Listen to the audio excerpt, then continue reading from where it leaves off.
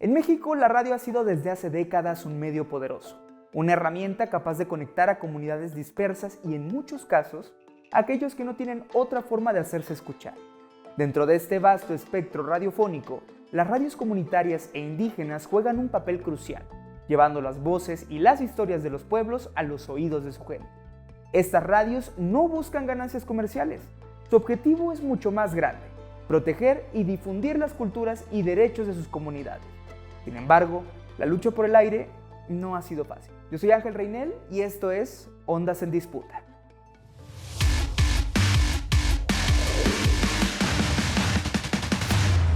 En 2016, el Instituto Federal de Telecomunicaciones, mejor conocido como el IFT, en lugar de proteger estos derechos, lanzó una campaña que marcó el inicio de un proceso de criminalización contra las radios comunitarias. Bajo el eslogan "Transmitir sin concesión es un delito", se atacó directamente a estas radios por operar sin los permisos requeridos. Pero detrás de estas acciones se esconde una realidad mucho más profunda: la falta de acceso real a las concesiones por parte de las comunidades indígenas y rurales, y la concentración de poder en manos de grandes corporaciones comerciales.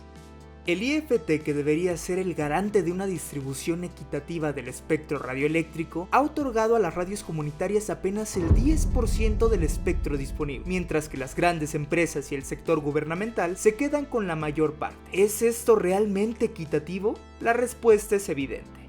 Este organismo, en lugar de democratizar el acceso al aire, ha favorecido a los monopolios comerciales, dejando a las radios comunitarias luchando por sobrevivir.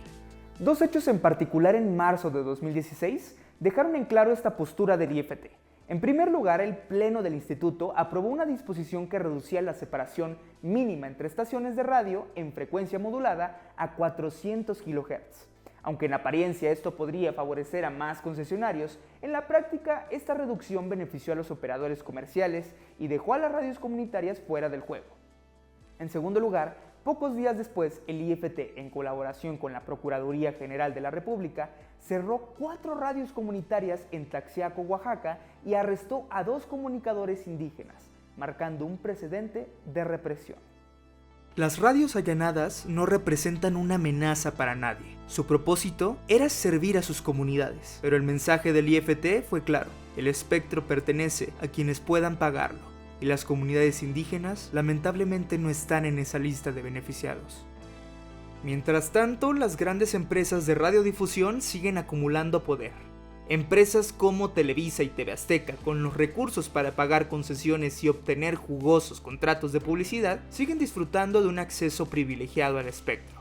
Pero, ¿qué pasa con las radios comunitarias cuya misión es preservar la identidad cultural, transmitir en lenguas indígenas y ofrecer contenidos que los grandes medios ignoran? El IFT, en su campaña de 2016, llegó al punto de afirmar que las estaciones sin concesión afectan a todos. Pero, ¿quiénes son esos todos? Es claro que no son las grandes empresas ni los poderes políticos, que no ven afectado su dominio. Más bien, las radios comunitarias, con sus potencias bajas y su programación local, molestan porque no siguen el juego de los intereses comerciales o gubernamentales. No generan ingresos millonarios, no manipulan la opinión pública y simplemente hablan desde el corazón de sus pueblos. Sin embargo, el poder tiene dos caras. Y ahora el propio IFT está enfrentando una amenaza que podría significar su desaparición. En el pasado sexenio, el presidente Andrés Manuel López Obrador propuso eliminar el IFT y otros organismos autónomos como el INAI, argumentando que son ineficientes y que representan un gasto innecesario para el país. La ironía aquí es innegable. El mismo instituto que ha reprimido a las radios comunitarias ahora está luchando por su propia supervivencia. El gobierno actual de Claudia Sheinbaum propone que las funciones del IFT sean absorbidas por la Secretaría de Infraestructura, Comunicaciones y Transportes, lo que significaría que las decisiones sobre el espectro radioeléctrico estarían directamente bajo el control del Poder Ejecutivo.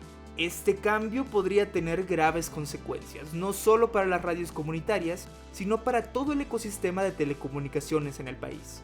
Además, pone en riesgo los tratados internacionales como el TEMEC, que exigen la existencia de un regulador autónomo para garantizar la competencia justa. Hoy, las radios comunitarias siguen luchando por el derecho a existir y ser escuchadas, mientras que el IFT enfrenta su propio juicio en manos del gobierno. La pregunta que queda en el aire es, ¿qué pasará cuando el poder cambie de mano?